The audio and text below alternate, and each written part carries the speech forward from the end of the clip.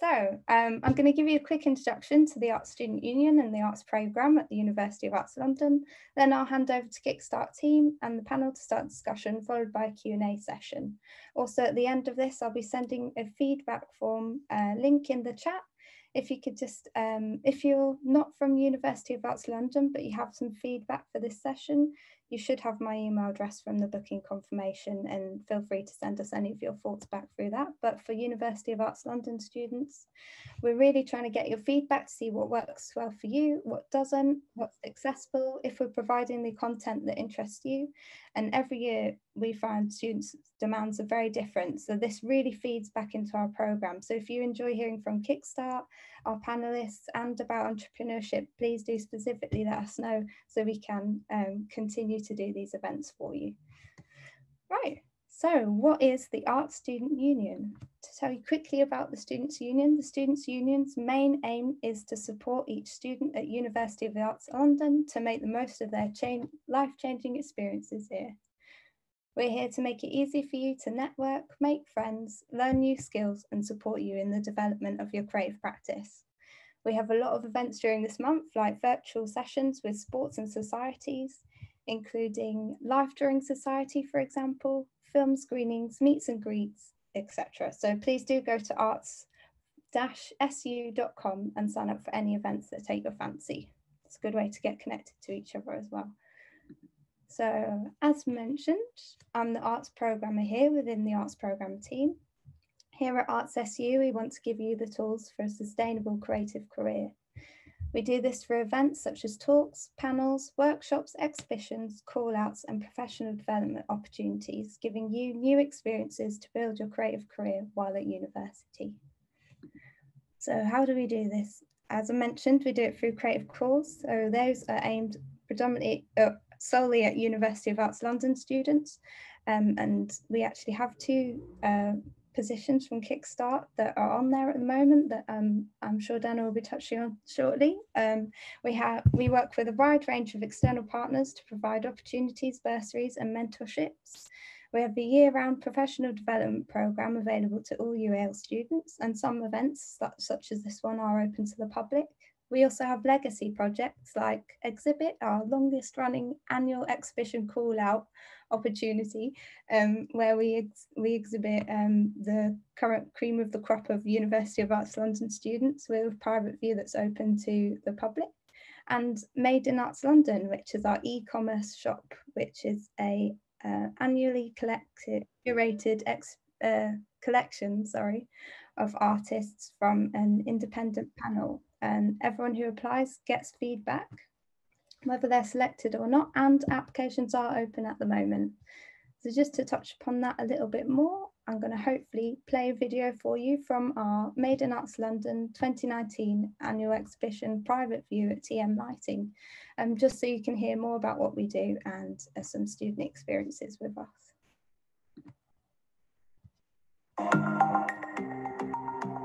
Hopefully you can hear some sound.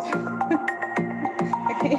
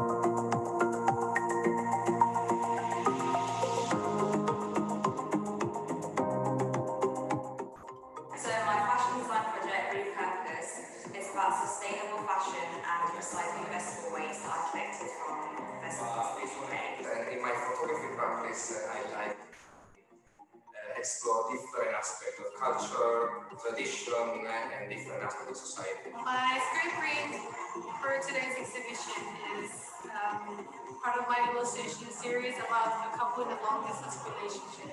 I'm an illustrator, and my work, majority of the time, deals with the unconscious self. So I deal with a lot of concepts of self and its accompanying authority. It's really exciting seeing people interacting with the word. There's been a little flurry of people kind of hanging around it, having a look. And I've heard that the people that are working here have been getting lost looking into it. So yeah, I think it's having the effect I wanted. It's a great opportunity. It's really good to be able to come out of education as a central artist and to actually have the opportunity to have work now limited so quickly on graduate. Yeah, it's great to be here. It's a really nice gallery space. Yeah, it's just icing on the cake.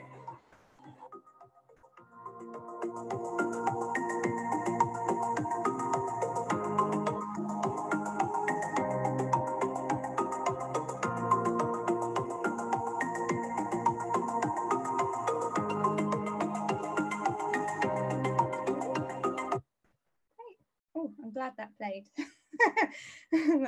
Right, so yeah, just to summarize how you can contact us, we are your arts student union, so we want to hear from you. You're shaped by us, we're shaped by you, sorry, and we're student led.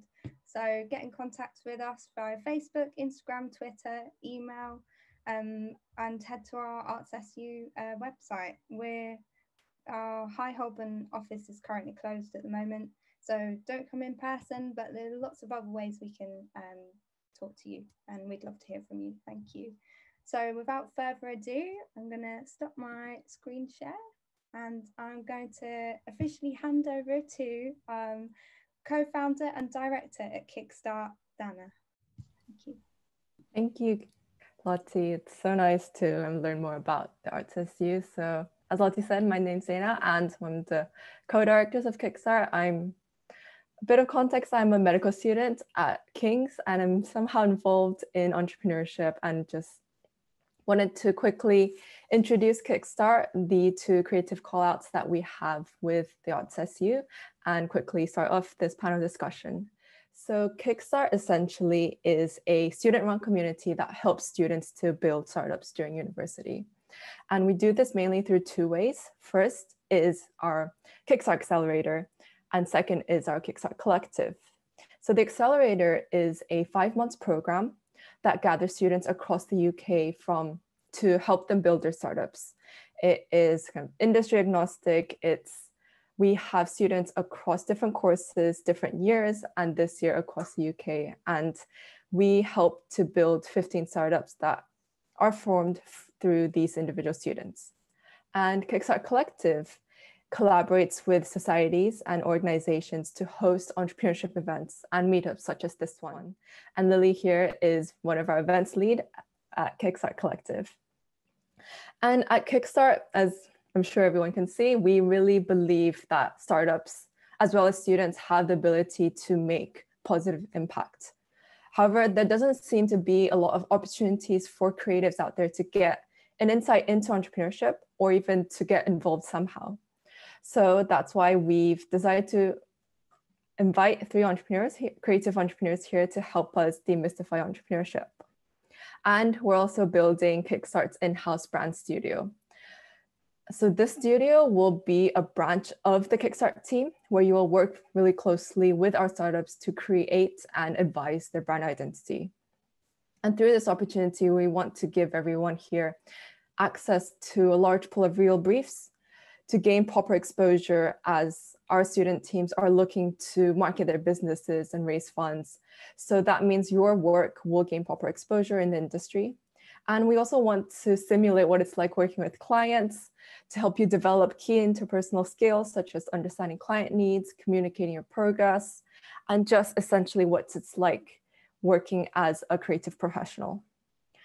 And so applications for this is currently open to all UAL students via the Arts SU website. And you just apply by submitting your portfolio. Another opportunity that we also have is that we are looking for someone who will lead this brand studio. As this is a really new initiative that we're setting up just this year, we are looking for someone to build and shape this brand studio from the ground up. And you will really get the creative freedom to set it up however you find it. however you feel like you want to set it up, from how you communicate with the startup teams to how you present the studio's work. It's all completely up to you.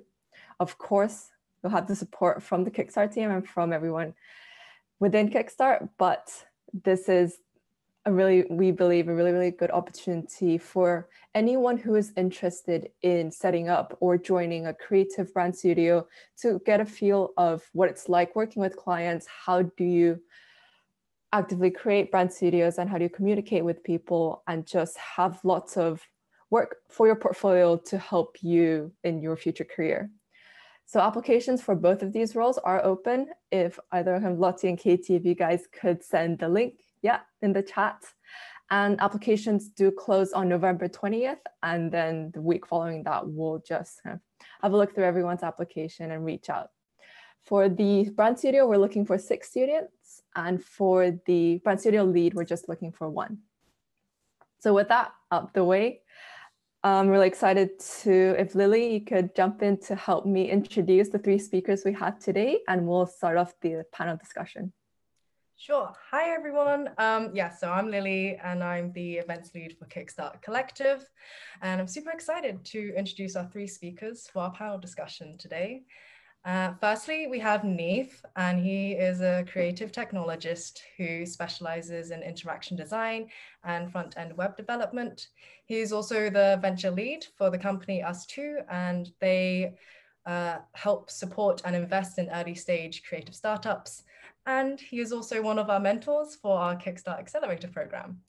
And then moving on, we have Alison, and she is author to the bestseller handbook, The Essential Guide to Business for Artists and Designers. She is also a creative consultant and an associate lecturer at St. Martin's. She has devised many enterprise projects for universities and business support organizations, and is currently a consultant to the Association of Illustrators.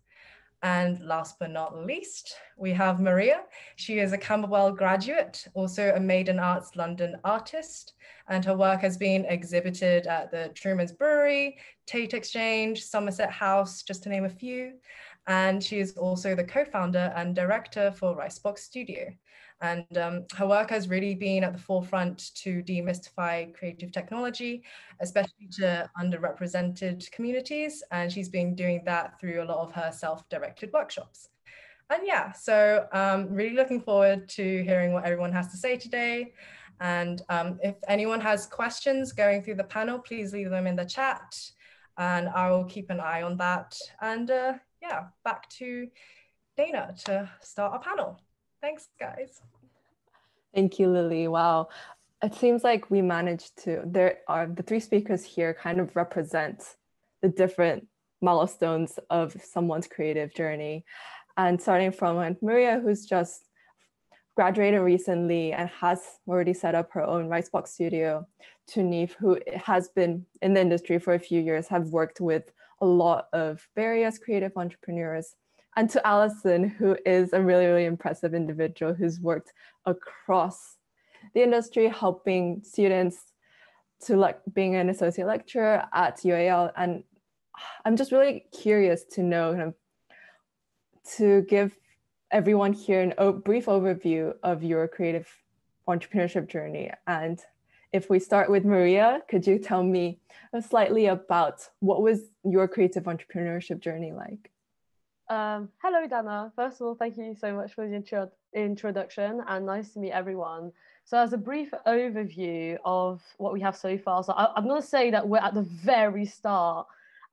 Basically, Ricebox was created during the lockdown, so approximately 6 months ago, and it was created alongside with three of my friends that I actually went to BA Graphic Design at Camberwell with, and we all graduated together. And after graduation, we kept working together as part of a fellowship at Child Rights International Network. And when that fellowship ended in the middle of the lockdown, we're like, well, this is the time, now or never. Let's just do it. And we basically founded Ricebox Studio. And we've been not gonna lie, quite lucky so far. What about you guys, Alison and Neef? Yeah, I think let's do this in chronological order. I guess I'll go next. So I never really consider myself an entrepreneur. I always consider myself being entrepreneur adjacent, because I've never started my own company. I just work with a lot of people who have. But my journey into kind of my current situation is that I graduated 5 years ago now in physics, and worked briefly as a data scientist, and really hated it, like really hated it. It was really dull, and I didn't really enjoy the type of work I was doing. But luckily, through working as a data scientist, I kind of realized that data visualization and kind of the more creative aspect of the more creative aspect of quite an uncreative job was the thing that really drove me. So after leaving that job, I spent a lot of time learning design on my own, and that luckily led me to Us2, where a few years later I joined to be a kind of hybrid designer and software developer, while at the same time helping form Us2's venture arm, which is where, I mean, Us2 most broadly is a design and development studio. So we work with quite large companies developing and discovering digital products and services for them. But I guess we've always had a bit of an entrepreneurial streak ourselves, where we love their own ideas and spinning off other businesses. So some people might have played Monument Valley, which is a game that we made a few years ago, or some of you might use Dice to get tickets to concerts when concerts are still a thing. And so those are all companies that we started. And I guess at Adventure, which is where I mostly work, my work revolves around how do we enable entrepreneurs to be more creative, and how do we kind of help them with the talent and skills that are actually we see as super important to developing a good values-led business. So that's kind of what I'm doing now. Hopefully that's enough information. Okay, can people hear me, by the way? Yeah. Thank you. I've prepared a few notes. So I'm Alison Brannigan, and I'm a creative visual arts consultant. I mainly specialise in enterprise.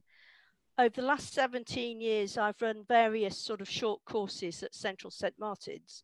My Entrepreneurship for Creatives course is now available online. I've written a number of different books, but my key book is The Essential Guide to Business for Artists and Designers, which is published by Bloomsbury, which is now in its second edition. And I wrote that book because I felt even though we have all these resources on the internet, I still didn't feel there was a proper source, which is the sort of book I would have liked to have read sort of, maybe 25 years ago. So originally I did several different things at different art colleges, and I spent 7 years at art college. It was a long time over that period. And it was very analog. So a lot of my life was before the internet. Okay. And in those days, it was very different. So most opportunities came by word of mouth. You had to subscribe to various magazines to find out about opportunities. But in some sense, opportunities still do come from word of mouth, from friends in the art sector or your creative industry, or equally through exposure through social media and online. Now, over the last 20 years, I've moved into writing, advising, and lecturing. And in terms of entrepreneurship, being an artist, you might not think this, but it's being a creative entrepreneur. There's a very famous American professor, John J. Cahill, once said, entrepreneurs are dreamers that do. And I think that honestly sort of sums it up in a nutshell. When you create an arts practice or you have new ideas or work, you are being innovative and bringing something new to the marketplace and to the world. And in a sense, this is setting up a business backwards. So being a creative entrepreneur, you have to create interest, attract an audience, and develop a market for what you do. So when I first came to London in my early 20s, which is a long time ago now, I'm over 50 now, so I'm probably a lot older than a lot of people in this room. But when I came to London, I knew nobody, okay? And everything I've achieved in my life in London since that time has been through networking and promoting myself, whether that was as an artist originally, an author, or a consultant.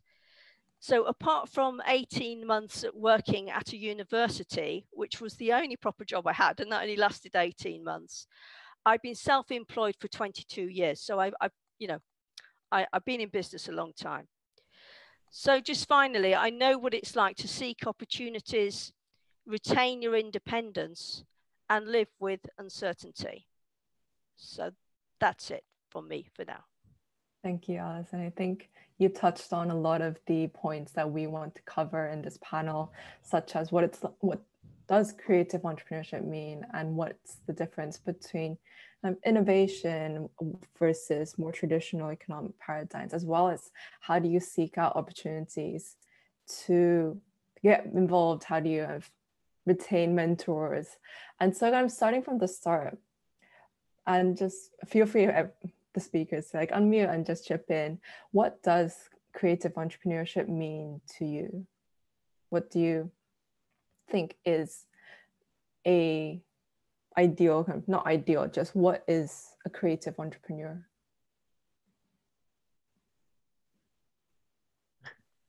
I'll go quickly first, if that's all right.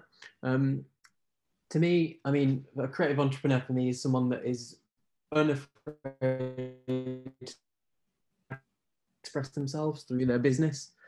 You know, I think, you know, I see a lot of really formulaic businesses and people trying to do quite not like things that have been done before. Like oftentimes we'll get people just working on like the Airbnb for X or Y or Z. You know, it's such a common trope, but it's actually quite true. But I mean, to me, a creative entrepreneur is someone who really actually wants to express themselves in quite a unique way. Okay, I'm just going to, sorry. No, go ahead, please Maria. go, please go. Okay. Okay. Well, I'm just going to type something into the chat box here. It's Entree Comp. And if you, sorry for the capitals, I'm not shouting at you, I just seem to have accidentally locked my capitals. But if you just Google, not now, obviously, but this evening, Entrecomp Petals. Entrecomp is, over the last 5 or 6 years, there's been a great deal of research into entrepreneurship, where lots of kind of professors have come together throughout the European Union, and they've come up with this petal diagram, which I've scribbled notes all over this, so it's not really professional, but it looks something like that, which you'll find. And it's really interesting because it's made of 3 ideas, sort of getting into action, what are your kind of resources, and ideas and opportunities. And I think really about being a creative entrepreneur, there's 2 things going on. One thing is about making opportunities for yourself, and another thing is spotting opportunities. And there's actually a report which comes, you'll find it on the internet. If you just Google that, you'll find the links. And there's quite an interesting report about the whole thing, that it's entrepreneurship not just to do with business, but to do with if you want to go to employment as well. There's a lot of entrepreneurial skills, you know, like working with others and things like that, which you need whether you set up on your own. And there's quite a lot of people in this room, you know, if you're an illustrator or photographer, you're going to have to wake up pretty entrepreneurial, you know, because there aren't any jobs for you. Whereas there will people, you know, in this room who, you know, like graphic design and things, where you can really get a steady life in a really secure, well-paid job. So, you know, every industry, every visual arts sector is different. And some of you will need to develop your own kind of arts practice or your own type of business in order for you to create a living for yourself.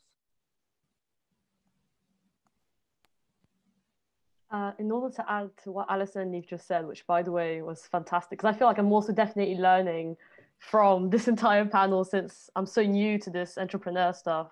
But I feel like there's also a massive amount of being able to take chances and not being afraid to fail, because a lot of the stuff that you do as an entrepreneur, in my very short opinion, is that basically you're just taking the leap of faith that whatever initiative you're taking on might work, and you obviously have to have a lot of faith that it will work, otherwise what's the point? But also you have to not be afraid to fail, because a lot of the initiatives that I've taken for the past year since I graduated, the amount of them that has failed, and you have to take it in a good stride, because in my opinion, a lot of the success that comes with entrepreneurship,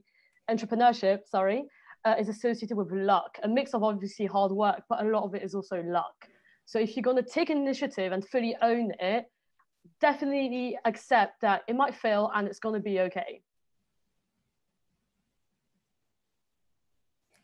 Thank you. Thank you. Yeah, what you guys mentioned about, it's about expressing yourself in a very creative and very unique way. And it's about sort of not being afraid to take chances and to leap at faith. Even if you fail, you still kind of get back up.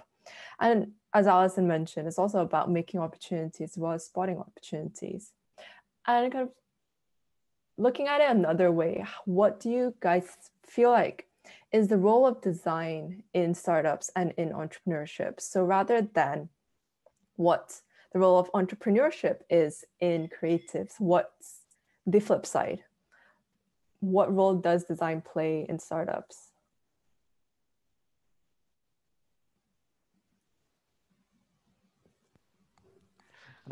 Well, I would say that the entirety of building a business is an exercise in design. I mean, at us two, we've got, I mean, there's a bit of an in-joke. Most of our clients in the agency part come to us for what initially was product design, but now we're branching into like service design or like architecture design, technical architecture design. So every facet of business has become an avenue to explore design now. Which, I mean, part of this is just linguistics and what people like to call something design because it sounds cooler.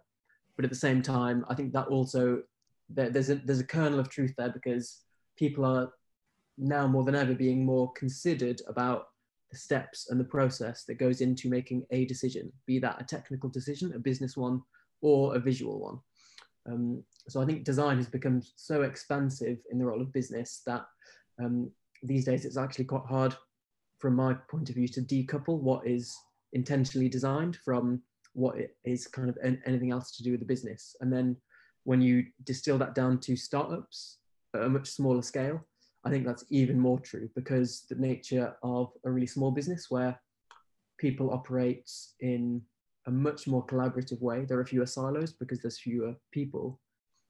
I think you have to take that creative approach in just a far more multidisciplinary fashion. So the role of design in startups, I think, really is, I mean, I kind of hate this word, but synthesis. You really have to take what is inevitably going to be a multidisciplinary group of people and synthesize or come up with and collaborate with to create a business. Yeah, so it sounds like a very kind of integral part of building a startup, and it's just shouldn't be, say, an afterthought. Say when you're building your product, when you're building your systems, you start thinking about design, but just from the ground up, it's coupling design with everything that you're building with your startup, your vision and the processes and the way you communicate with everyone. Totally. I think design is another word for design is just intent. If you do things with intention, you inevitably will be doing them with a design. And Maria, from your kind of experience of setting up Ricebox Studio, I imagine that's very, very heavily related with design, but was there any, from your experience during lockdown, did you discover anything that was previously that you kind of didn't think of?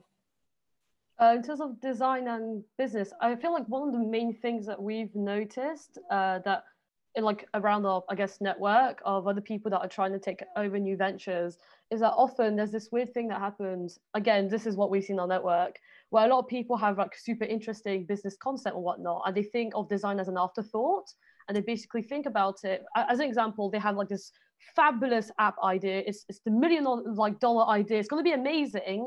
But they think that design is just the makeup for that concept. They think of it as just like the cover. And they don't think about, for example, like how the design of the interface can radically change the concept that they're trying to communicate. So I feel like that can happen to some people that don't necessarily come from a design background, but also from people that come from a design background, but that still sees it as a very like functional secondary afterthought. That's just personally my experience so far. So that's something that at Ricebox we're trying to obviously take into account as much as possible and see it as like a primary basis, as a foundation before we actually take on any new concepts. What about you, Alison? Yeah, well, I think through the work of the Design Council over many years, I think more businesses have become sort of more design aware. And just touching on sort of some of the things which a lot of younger people are not really aware of is trends. And I think there's a lot of trend forecasting organizations out there. And I just want to sort of, in terms of design, because of COVID, and hopefully by next year, the vaccine will be rolled out. So it'll be a time of jubilation and celebration. But regarding design, we have to think about ecology, and we have to think about the scarcity of things and austerity, which may come due to the crippling effects, like aftershock of all these restrictions on all the economies in the Western world.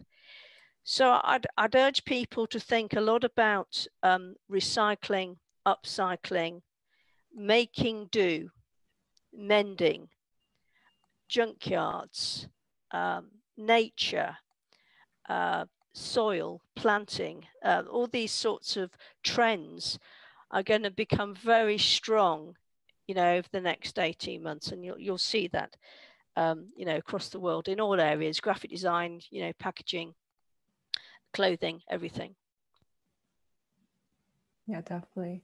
And from your experience, Alison, did you just from interacting with a lot of students and a lot of young people, or even just professionals, have you seen any areas within entrepreneurship where design is often overlooked or, let's say, underrated?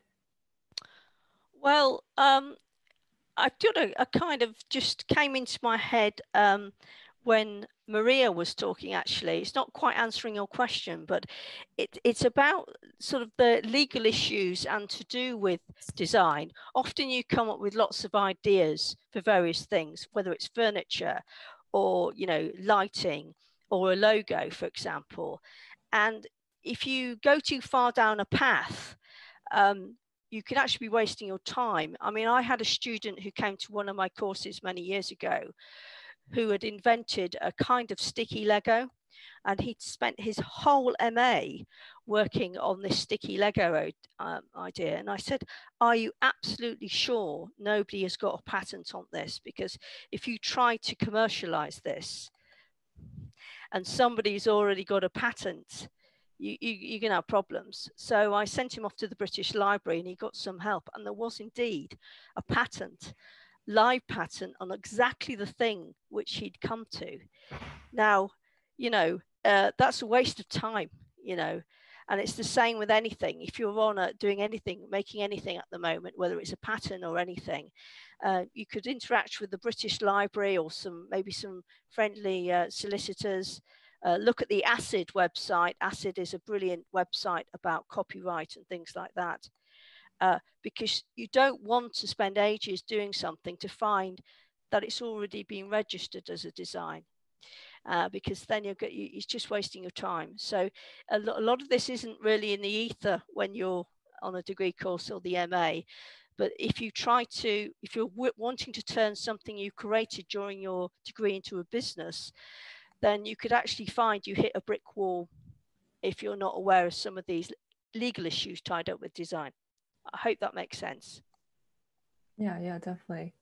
And with Maria and Neve, in your experiences, either with us two, kind of with Neve working with other creative entrepreneurs, or Maria, even with your Ricebox studio, do you have any examples of what it's like where design is not an afterthought, but rather something that's ingrained at the very start? And what does that look like?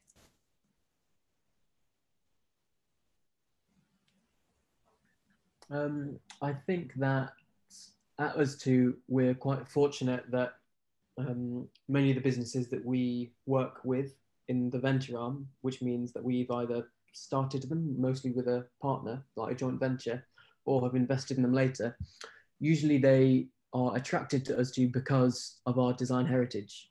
So I think we're quite fortunate in that we probably see a slightly higher ratio of creative businesses than maybe another venture studio would. Which is to say that we do see quite a lot of businesses that are like super creative from the get-go in terms of not only how they structure their teams, but their output.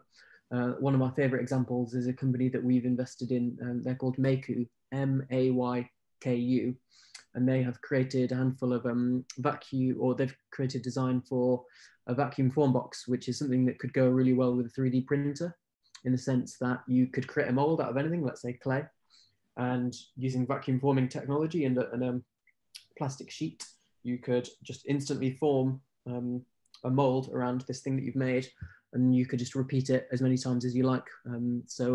One of my favorite use cases is, I think they've got something like an incredible market penetration with chocolatiers in the UK. So something like 60+% of chocolatiers in the UK will use this product, which I just think is quite funny. But so not only is that quite a creative idea, the actual product is designed super creatively. They've got like some of the best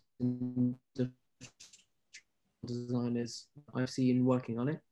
And also the whole company, I think, is just really interesting in that there's a team of maybe 10 people now, that each one of them is super creative. They get time off to do their own experiments, which I think from a values and team perspective is super important to enable each person to be as creative as possible. And I think that inevitably always bubbles up to the top of the business. So the business is always doing its best creative work. So I think kind of on every facet, Maker is a really good example of a company that is very creative in many ways, but at the same time, it's a startup. So inevitably there will be times where, oh no, we need to prioritize X, Y, Z because we're coming up to a new round of funding and that's what our investors want, or we need to take a really sort of a really strong method to attract this new type of customer. I think the very nature of startups is that it's going to be quite tumultuous. And so you're not always going to be the most like perfect creative being that you expect. I guess also another thing is, okay, I think this is answering your question, but basically one example that we had at Ricebox was, okay, this might seem evident for most of you. So I'm just going to say, if it's evident, great for you. If it's not, then you're in the same boat as we were a couple months ago. But basically, one thing that we were told by a mentor was when it comes to the actual design process, like we basically thought it was something that not had to be hidden per se, but something that we kind of hid. You know, the way we actually go from meeting with a client all the way to delivery, we were always told to basically make sure that it was hidden, that people didn't peek too much behind the scene, because otherwise they might like know how you work and therefore steal ideas, whatever. But then one mentor came in and he was like, no, that's not true. And he basically explained that one of the ways that he basically delivers his own work to clients, the reason why clients even take his work up in the first place is because what he sells is his actual design process that is also designed in the first place. As an example, let's say he's reached out by a NGO to basically deliver some kind of like project that has to do with like, I don't know, user research or whatnot in order to deliver to a specific community. What he's going to do is that he's going to then design an entire presentation selling and pitching to the client the way he works, his own design process that in of itself is unique. So that's one thing that Ricebox is currently exploring, is basically we're designing our own design process that is called the Ricebox design process. And it's basically kind of viewing who is Ricebox and what are we made out of, and how do we basically put these blocks together whenever we design together, and then deliver that as a given package to the client. What is that process? How do we build that? And how can we communicate the way we build our ideas so that people really understand the design process enough that they almost relate to it?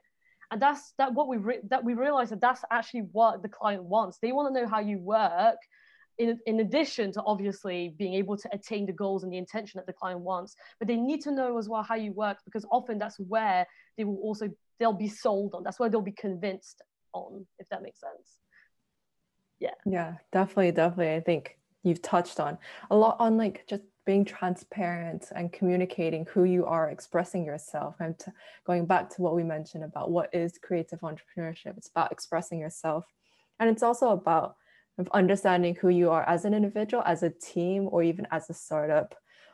And also taking the time to experiment with the different ways that you express yourself, and the way that it's not so much as you're a team, okay, we know what we are, but it's more about a process that is very much a very conscious process through experimentation to understand who you are as an individual, as a creative entrepreneur, as an entrepreneur team, or even as a studio as a whole. And curious, Alison, when Maria and Neve were talking about this, was there anything interesting that popped out to you that you wanted to add? Well, I just thought I'd add that in many kind of sort of traditional sort of business incubators and student projects, I can't speak for what you're doing at Kickstart, but often they want people to have a business idea or something which will solve some kind of problem. And a lot of people who've gone through BAs or MAs already have developed their idea, and they have created and they're going to move into kind of a practice, or if they're going to business, they're going to have to set up a design studio, or maybe they'll work freelance, but freelance isn't really an entrepreneurial thing. You're going to a client, you're sort of filling a sort of demand. I think entrepreneurship has a little bit more of a higher element of risk attached to it, because it's sort of uncertain and it's unproven. And I think that's the kind of difference between creative people and most people who want to set up a business. They don't really need an idea, and they don't need to solve a problem. They already are dancers, or they're already musicians, or they've already developed a fashion collection already. You see what I'm saying? Mm-hmm, mm-hmm. Definitely. And moving on from that, you mentioned that a lot about entrepreneurship is very uncertain. Maria also mentioned that it's a lot about failures. And so as a creative, why should any creative even think of being involved in the entrepreneurial field? Any takers? Shall I go? Well, I think sometimes I think with the collapse in many businesses, which sadly will come, I think it's likely that the jobs which some of the people who are going through university at the moment are thinking they're going to be able to nab in any sense may not be there, those sort of traditional opportunities. So it may be that they do have to do what Maria and Nick have done, setting up their own enterprises and forming their own lives. I mean, one of my students who is called Rob Dakin, he set up a business called Clockwork Soldier, and for 10 years he freelanced, and then after about 10 years of getting industry experience, he had the confidence to set up on his own. He now employs about sort of 10 freelancers, and he's got a turnover of over several £1 million in 10 years, and he's got over 400 stockists. So he's really gone on that journey of making an opportunity for himself, and there's lots of people like that out there. And I just urge all the students to look at people they really admire and see what they're doing. So for example, if you're an illustrator, you go and have a look at an illustrator's website who you really like, perhaps they're a couple of years ahead. You'll often find their clients and the projects they've done, and that's a really good guide for you to think about designing a bit of a strategy for yourself by doing a bit of research and just thinking a little bit more business-like, instead of just going to a website and saying, oh, that's nice, actually looking a little bit more deeper about how they've become successful. I also feel like, and I'm kind of reaching out to a bit of a cliche mindset here, but bear with me. But how, okay, I know that not everyone who's creative is necessarily in fine art, that's established. But the one thing that we all have in common as creatives is that we think outside the box, as people always say. But the way I view that and interpret that is that we basically constantly, almost always take leap of faith in our own work. Like we always do that. When you have like a new painting idea and you suddenly go to the white canvas and you just do it, you're taking a leap of faith. When you have like a fantastic design idea that happens to be a bit too crazy, but you know what, might as well do it, that's taking a leap of faith as well. And I feel like when we were doing Ricebox as an entrepreneur, like venture thing, we were taking a massive leap of faith, but because we took so many already in the past, and we were told that we were thinking very creatively, and that a lot of people that succeed in business must be thinking outside the box or whatever. It gave us this kind of like feeling that, you know what, we took enough leap of faith in our lives throughout our entire design work and creative work that, you know what, maybe this isn't as different. We can just try. So I feel like there's already this like wild streak that comes with creativity, or if you're creative in general, that could kind of give you that like gut to kind of just go for it. So that's why I think that all of you should be going to creative entrepreneurship.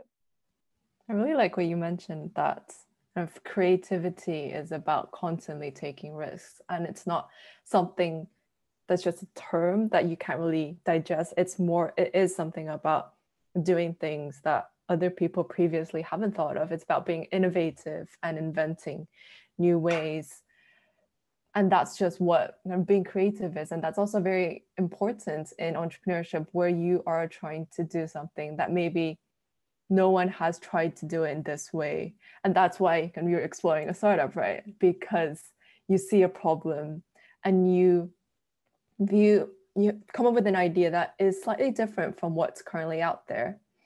And Neve, do you have any examples of innovative and critical thinking as a creative within the entrepreneurial field? Yeah, I think a few. Unfortunately, this is the kind of question that's quite hard without visual aids and showing examples. But I mean, probably the best example I have of that is, the thing that O2, the company I work for, is most well known for is this game Monument Valley, which is, I think, about 6 or 7 years old now. And when it came out, it was made quite a big splash in the design community, and then slowly kind of started getting like mainstream attention from, mostly people that didn't really play games. But to sum up, it's like quite a very well designed puzzle game released for mobile phones that is heavily inspired by the drawings of MC Escher. So it includes a lot of like impossible architecture, and there are puzzles that you kind of have to solve, and it's kind of mind-bending, really confusing, but it's a very satisfying process. And that absolutely was a leap of faith. I think us two had made a handful of like really bad games with like free time from people in the studio in between client projects. And then all of a sudden, Mills, who's one of the founders of us two, I wasn't there at the time, but as the story goes, he was really driven to just actually make a good game for once, and spent I think it was about £1 million, like earmarked £1 million, and hired a game director and like a really top quality game designer to be like, here you go, please make a good game with us. I think that kind of highlights what you were saying, Mira, about taking a leap of faith, because it's something that you are really deeply passionate about. And luckily, I think that everything else that was happening at us2 at the time, which is mostly really, really strong mobile design and development, which those are like the core competencies that we did have. I think taking that leap of faith to spend the time and care and money inviting some people from one world, game development and game design, into your own entity, into your own business, where inside that business you have a really strong competency and skills in mobile design and development. I think that just fostered the environment with which you could do something that was unique and wasn't just a game that any game developer would make, nor was it an app that any app developer would make. There was something kind of in the middle that was inherently entrepreneurial in nature. I think that's probably my favorite example, but also because I work at us2, I also know a lot of the things about that scenario that didn't go to plan, but maybe that's for another talk. That's definitely very interesting. And Alison, again, just not wanting to kind of like single you out just because kind of Neve and Maria have the studios, and as you said, I've been freelancing you have been like self-employed for more than 22 years. And I'm sure you've come across a lot of different examples as well as your own experiences. And were there any very key takeaways that kind of change your thinking about what it's like being involved in entrepreneurship or very much business minded? Oh, that's quite a biggie of all the questions. I think okay. I think you have to be very sort of confident. And I think a lot of us are in a low state at the moment, you know, a bad time, you know, can't see our friends and have cuddles and all those sorts of things.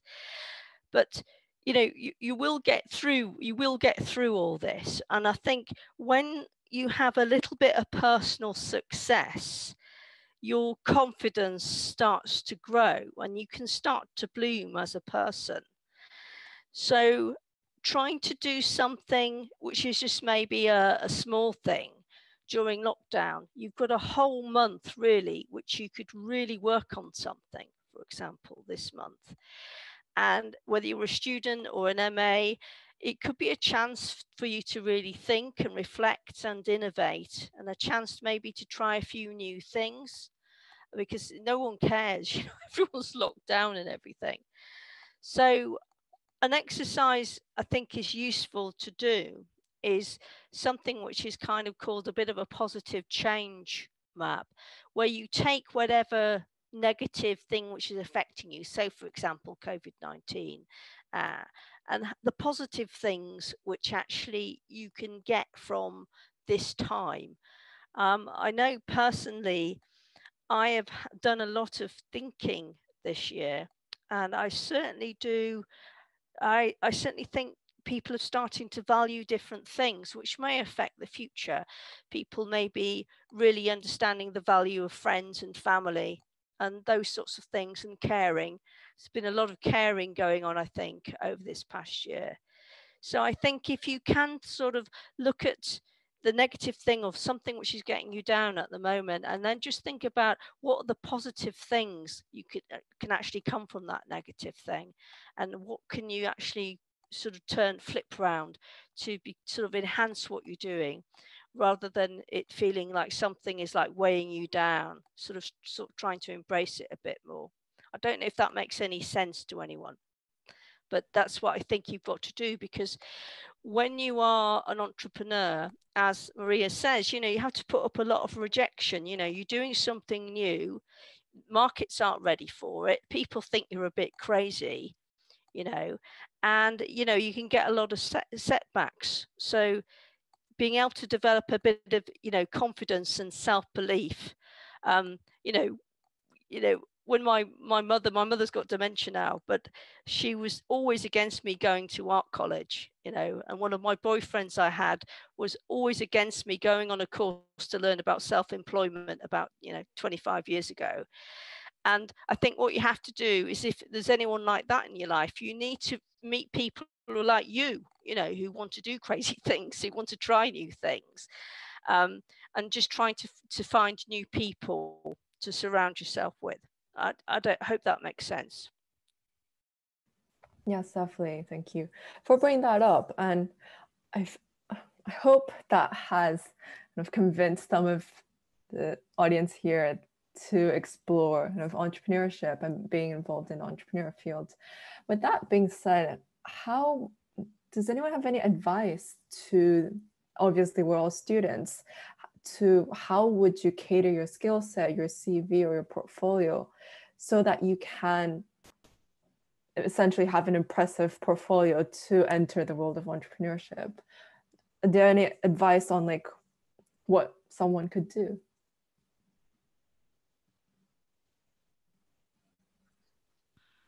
Okay, I'll say something briefly, and hopefully Neve and Maria will be able to jump in enthusiastically. I think what you need to do is think about, at the moment, your most commercial markets. So for example, if you've got a website and you're a photographer or an illustrator or product designer, you make sure on your homepage, for example, you put on your homepage the type of projects or images which are going to be aimed at your most key market. You know, the people who are most likely to buy from you or commission you or hire you or invest in you, however you want to think about it. But you make sure your homepage, if you haven't got a website, maybe it's social media. And when you are a professional, you know, creative professional in the future, you're a student at the moment, but some of you maybe have left college who are in this room, some of you may be on MAs. You can think about your social media in terms of, yes, you know, do post your portfolio and images of your work, but also don't just make it a boring sort of post of everything is just a picture of your work. A really good example is Emma Block Illustration is a really good feed to look at, as somebody who really knows how to cultivate an audience in social media. And think about behind the scenes. You've got plenty of time to do some little films and things like that at the moment, which would be very helpful for you, you know, in the future, if you can do things like that when you've got a bit of time at the moment.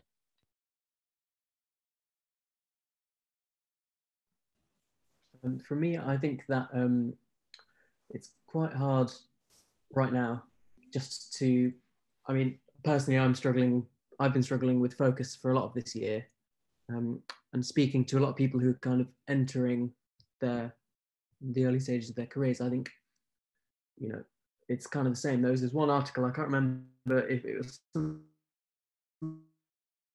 publication, and it was kind of shaming people that didn't use lockdown to develop loads of like new skills. And there was a big backlash on Twitter. I think it might have been AIGA. And I remember reading that and thinking that, yeah, no, it is really hard for people who are trying to enter the creative industries right now, because maybe they are struggling with a lack of motivation. Maybe they are struggling with a lack of focus. Maybe they have other things to deal with, like caring for people and so on, you know, which is, I think these things can, especially this year, really acutely affect your career and the things that you think about.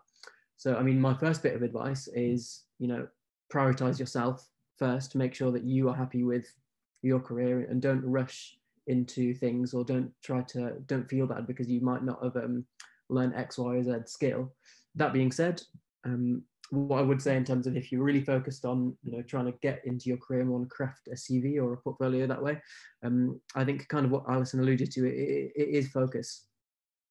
I had 3 versions of my CV, each slightly tailored to a slightly different type of design. When I first decided that I wanted to be a designer, I wasn't sure if I wanted to go into interaction design, which is mostly what I do now, or if I wanted to go into graphics or data visualization.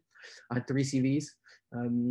If I was doing that again now, I might even have 3 versions of my website up with slightly different links. And I think just being able to showcase who you are with real focus that is tailored to whoever you're applying to, I think just really helps you stand out to them. Because as someone now who goes through CVs and looks at portfolios, if I'm looking for an interaction designer and I see like a really strong interaction design project, first or second or on the top of their website, that is very well communicated, clearly with language that shows that this person knows a lot about interaction design and its process, that's immediately going to be like, wow, that's great. Where if I was just sent a more generalist portfolio that had that project in there somewhere, I think that might not be as attention grabbing to me as someone who is an employer in this scenario. But at the same time, you don't really want that to be your portfolio forever, because creatives love breadth. I mean, I love breadth. I like having multiple different skills, and I like being able to share multiple. I like being able to share all of them. But I guess my advice is don't be afraid to show relentless focus on one particular facet of your craft when it's helpful. Maria, I'll get back to you. Just being wary of time, I think it'd be very nice right now. I think we've scheduled some breakout room times, so for everyone here to kind of just get to see who are the participants here, who's in the audience, and also for the speakers to kind of hop around the different rooms to answer any questions that you guys have, or to engage in further conversations of particular points.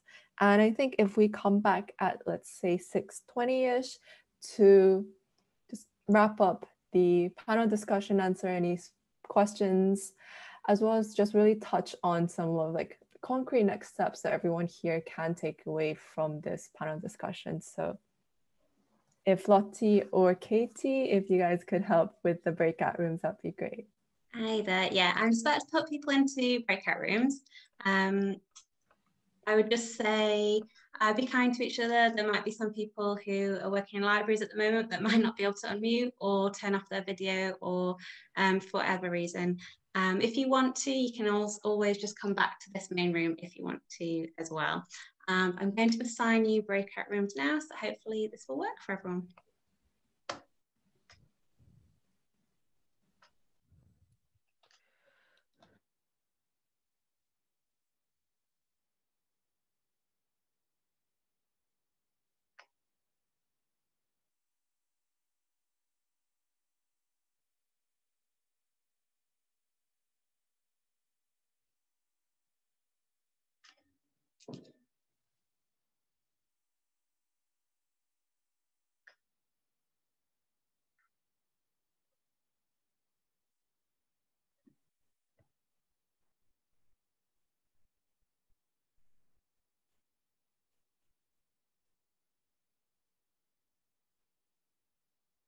So I think there's just some people who have chosen not to join, so that's absolutely fine. So just click on if you do want to join the breakout room, but if not, just stay in this room and they'll rejoin in about 10 minutes.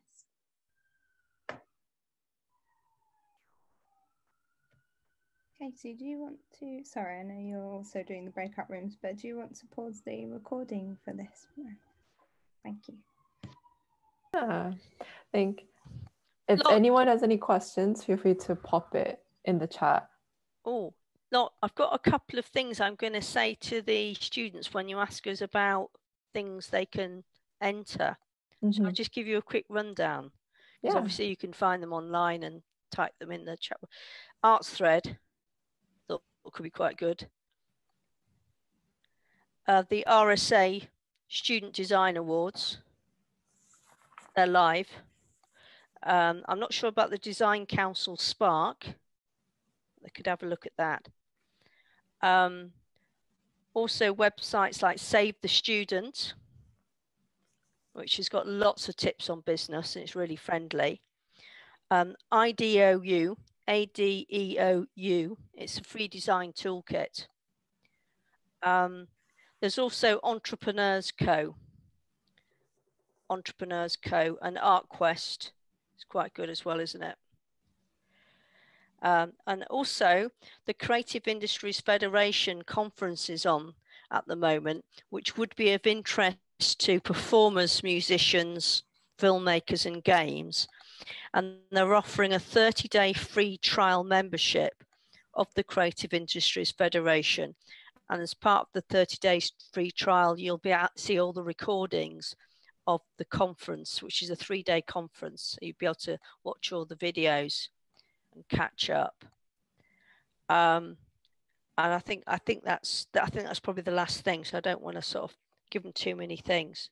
But what do you think to that list? Is that all right, Lottie? Okay. I think we've got a few of those links, but we might need to fill in some gaps at some point. Yeah. Okay. There's some other things I've written, but I don't want to kind of ramble on too much. I thought those were the best ones. There's also entrepreneurs.co as well. They're moving their platform more into becoming like a community rather than just a creative enterprise. But I don't want to kind of step on Kickstart's toes, referring to the competition. So perhaps just not say that. Yeah, everyone else, if you have any questions, please like pop in the chat, and then we'll just like read it out and then ask the speakers. Well, in the meantime, I think we left it off, Maria, on just the various things that I think people can do as next steps to prepare to be involved in entrepreneurship, whether that's through opportunities to seek or skills to prepare. Yeah, so I was actually chatting about this in my breakout room with Deborah. So if you're still doing your degree, so this is very specific to people that are still within their BA or MA, the main thing I was saying was, I know a lot of people say this, but be experimental as much as you can. Because as an example, when we were in third year with Ricebox, we basically built a 3D printer from scratch using floppy disk. It was a stupid idea and it was horribly difficult. But the whole point is that this was basically a landmark for us of stepping out of a comfort zone, experimenting, and just taking on a leap of faith that this might work. It didn't. But basically, the whole point is that every single time we do a hard project, we keep referring to that 3D printer, and we're like, yeah, you know what? We built a 3D printer from scratch. We can do this. So it's like a good, like reference point whenever you really step out of your comfort zone, that you can always keep in mind as like a milestone in your own entrepreneurial lifestyle. And also the two other things was learn to collaborate as much as possible. And within that, you need to learn to take accountability. And that word, I know, can be a bit of a jargon, but what that means is you got to be responsible for your own mistakes, and you got to be able to own up to them always as fast as possible and as openly and honest as possible, because otherwise you won't be, when you're an entrepreneur, you're pretty much on your own at the start, like assuming that you're the only one who has the idea. So when that happens, that means that if something bad happens, you got to be able to know if it's because of you or it's because of someone else. If it's because of someone else, did you have anything to do with that? But the whole point is you won't be able to go forward to any of the projects that you do until you're able to admit to yourself that you effed up. And in order to do that, you need to F up a lot. You need to make a lot of mistakes and learn from them as you go, so that you can then anticipate them in advance. And if it happens again, it won't be too much of a shock to your system, and you can deal with it, because that comes with potential failures, that comes with trying to build your own thing without really knowing where you're going. And another thing as well, is also boundaries. You got to set your own boundaries, because when you're an entrepreneur, you're making your own schedule, you're, working with your friends and stuff. It can happen that you start working at 3 in the morning and then you finish at 10, and you have like a horrible sleep schedule, and then everything's a mess. So you have to learn. I think that's what Alison and Neef actually touched upon, which is this idea of like taking your time and also knowing like your own boundaries and really focusing on yourself.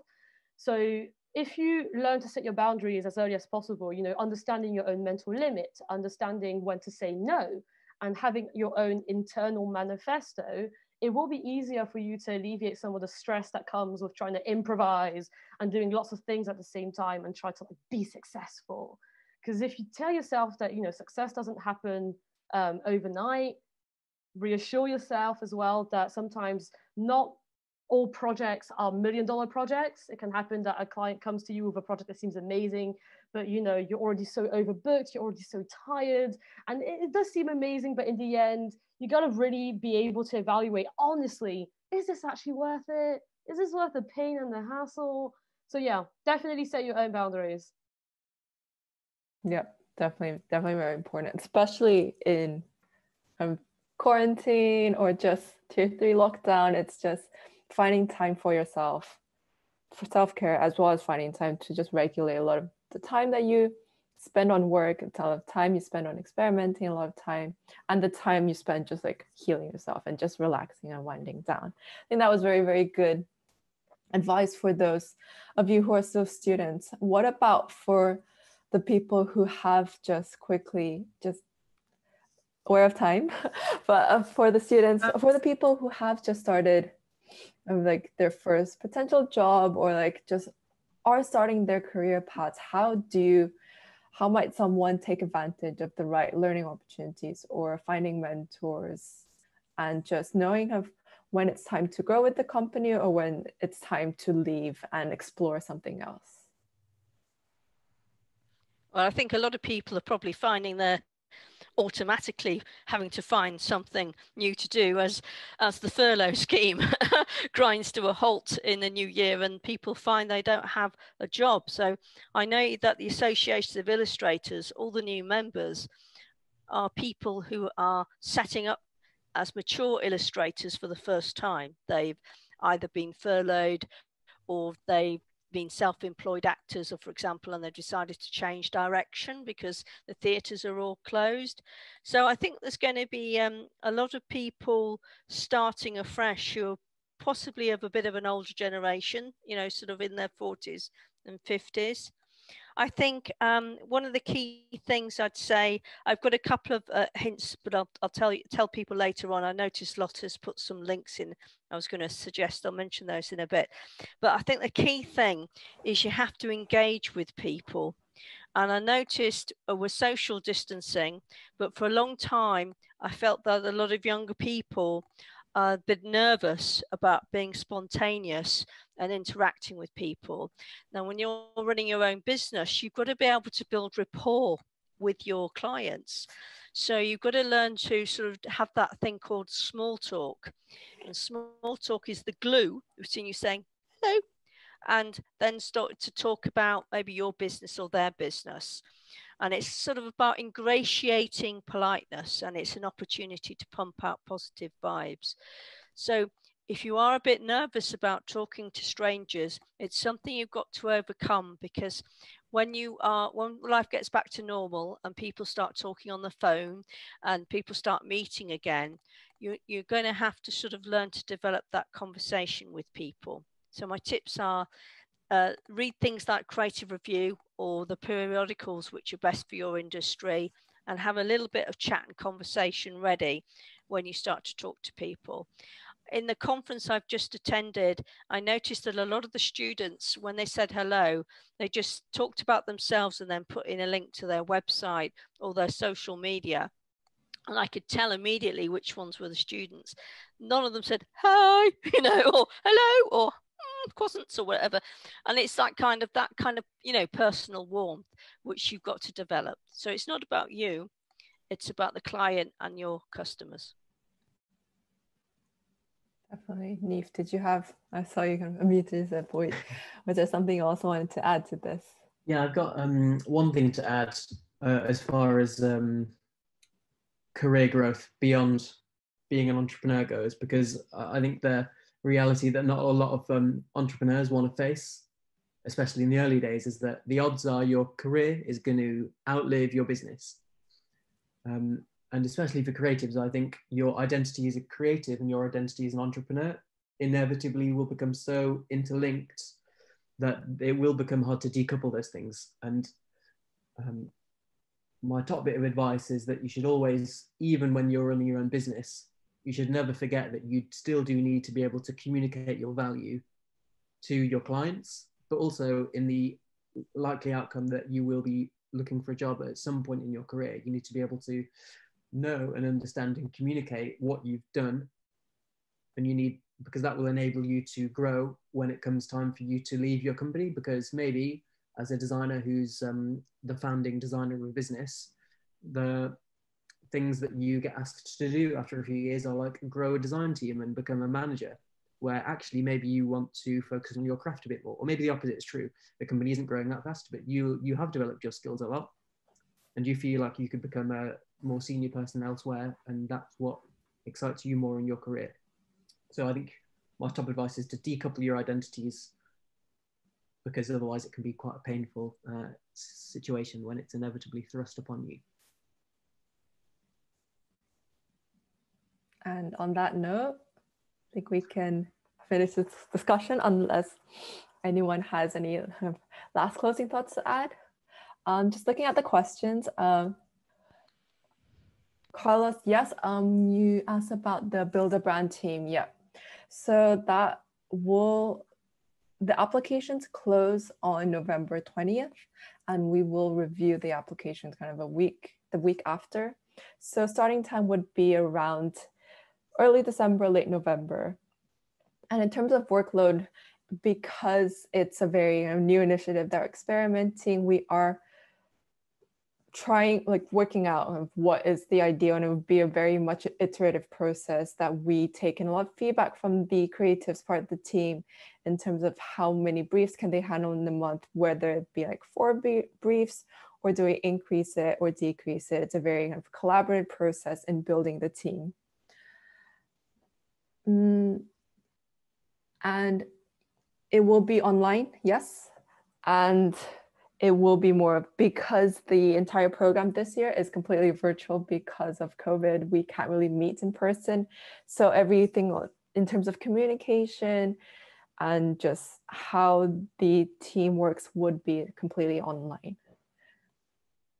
Does that answer your question, Carlos? Feel free to like shoot either me or Lottie or Katie a message. Awesome. In terms of applying to the program, so with the Kickstart Accelerator, unfortunately, applications to being part of the program and building a startup has closed. We closed that in October, but right now the available opportunities are the creative call-outs that Katie has kindly sent the link, and it's with the in-house brand studio as well as the brand studio lead that you will see more information in the various links that Katie sent across.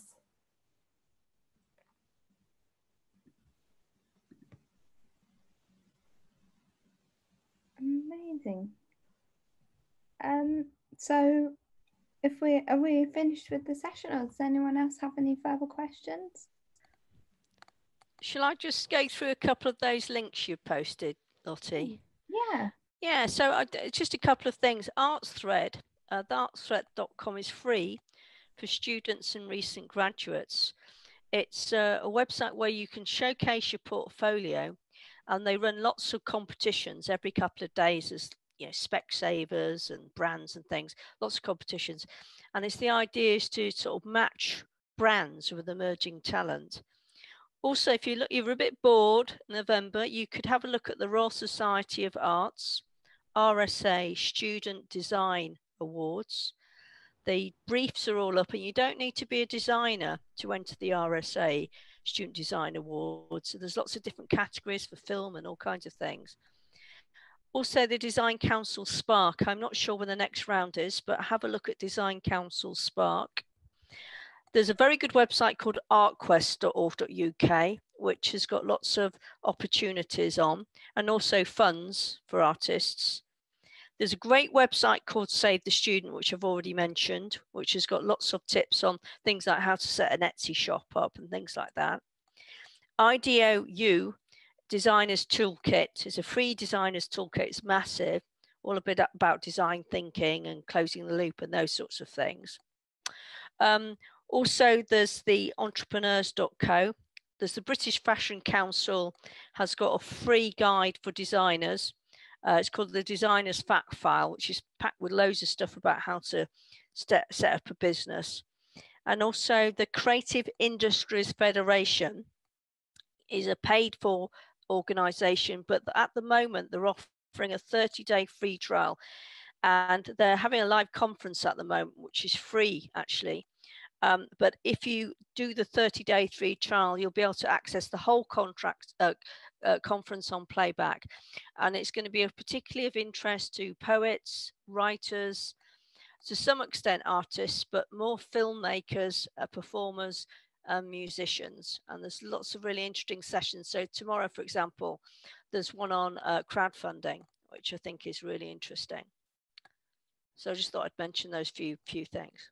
Thank you, that's very helpful, and I'm sure they'll be really valuable to the students and participants as well. I used to work at the Royal Society of Arts and the Student Design Awards as well, so that was quite nice. So you could have an insight into some of them who might like to apply, perhaps they could contact you. Send me an email. Yeah, no, that's great, isn't it? It's because it's interesting to know what perhaps the judges might be looking for, how to strengthen your application. True, yeah, I'm always happy for a chat, and that's what we're here for at the Arts SU as well. So yeah, I'm also here to talk about Kickstart opportunities as well. So yeah, feel free to send me an email on those too, and I'm sure Dana will help answer any questions. So just finally, to wrap up, once again, thank you so much to our panelists and to Kickstart, the whole team, for helping us put on this talk and panel discussion. It's been really interesting. I've really appreciated everyone's opinions and input. And thank you for everyone who's already filling out the feedback form. Just to give it one last plug, please do fill it out. It's how we get these opportunities back again, and it's how we sort of see what you're interested in and where to take the Students' Union further with our events. And I'd personally love to see everyone's faces back here again. So if you feel the same way, please let us know. Thank you for coming. I think we're going to stop the recording, and feel free to talk amongst yourselves, or to log off, and we'll end the event there. Thank you very much.